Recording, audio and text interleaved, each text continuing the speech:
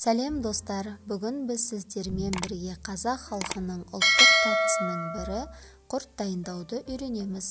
Ол үшін бізге түйе сүтінен ашытылып дайындалған таза қою шұбат қажет болады. Шұбатымызды қазанымызға құйып, газымыздың астын қатты жағып қайнатамыз. Шұбатымыз қайнаған кезде қоюлана бастайды. Сол кезде осындай қоюлыққа жеткен кезде ол уже бүркілдеп бастайды. Сол кезде астын басып тұрып, қапталдарын қырып, түбін қырып тұрып араластыра береміз. Газымыздың астын баяулатып қоямыз.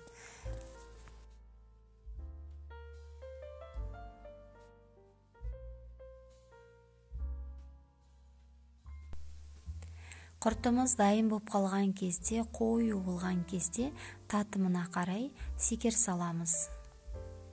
Менде 8 литр шұбатқа мен 1,5 кесе секер қостым.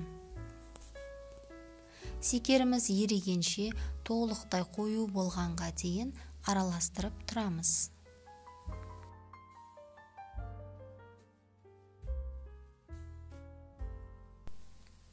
Құртымыз дайын болған кезде, осындай қою болған кезде қасығымыздың көмегімен қазанымыздың жан-жағына жағып тастаймыз.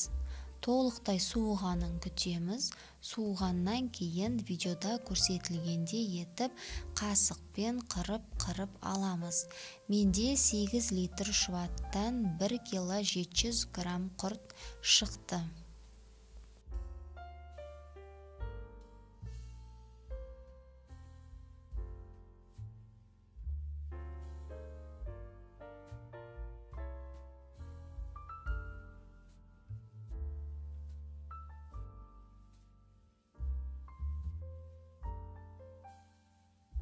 Құртымызды видеода көрсетілгенде етіп әртүрлі формаға келтіріп дайындауға болады.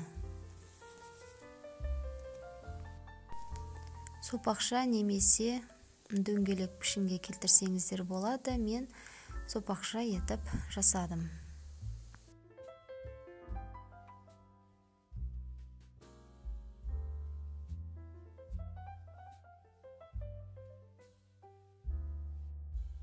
Осымен біздің құртымыз дайын болды. Астарыңыз дәмді болсын, міндетті түрде жасап көруге кеңес беремін.